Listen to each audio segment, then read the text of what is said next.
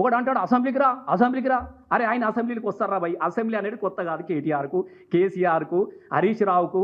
నీకు assembly pass ఇయ్యమంటే దొరకని రోజున కూడా ఆయన అసెంబ్లీలో తెలంగాణ కోసం మాట్లాడుతూ ఉన్నాడు కేటీఆర్. ఇది గుర్తుపెట్టుకోండి. అసెంబ్లీ పాస్, ఒక పాస్ ఇస్తావా లోపటొచ్చి గ్యాలరీలో కూర్చుంటా అని నువ్వు బతిమలాడిన రోజున కేటీఆర్ గారు అసెంబ్లీ మైక్ పట్టుకొని నా పదవిని రాజీనామా చేస్తున్నా అని చెప్పేసి మాట్లాడుతున్నటువంటి స్పీచ్లు ఉంటాయి. వాళ్ళు కేసీఆర్ గురించి మాట్లాడతాడు. కేసీఆర్ గురించి మాట్లాడనా? నీ అయ్య నాట అయ్యా.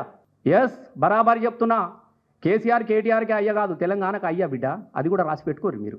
ఏ చరిత్రను వక్రీకరించి మాట్లాడుతూ ఉంటారు మీరు అన్న. నేను అడుగుతా ఉన్నా. ఓడట సాగరహారంలో వీళ్ళు లేనేలేరట. అరే నాయనాన్ని దండం పెడతారా నాయన? సాగరహారం స్టేజ్ వేయించిందే కేసీఆర్ రా బాబు. నేనున్నాను కదా, నేనే కదా ఎగిరిన నా స్టేజ్ మీద. కేసీఆర్ లేని జేఏసీ ఉద్యమాలు ఉన్నాయా? ఇలా నిజాం కాలేజీలో పెట్టిన సభలో కేసీఆర్ రాకుంటేనే ఉన్నదా? ఇదే ఎవరైతే మాట్లాడుతున్నారో, ఏ తెలంగాణ ఉద్యమకారుని చెప్పుకున్నాడు మాట్లాడుతూ ఉంటాడో, ఆ రోజు పొన్నం ప్రభాకర్ వీపు వలగొట్టలేదా?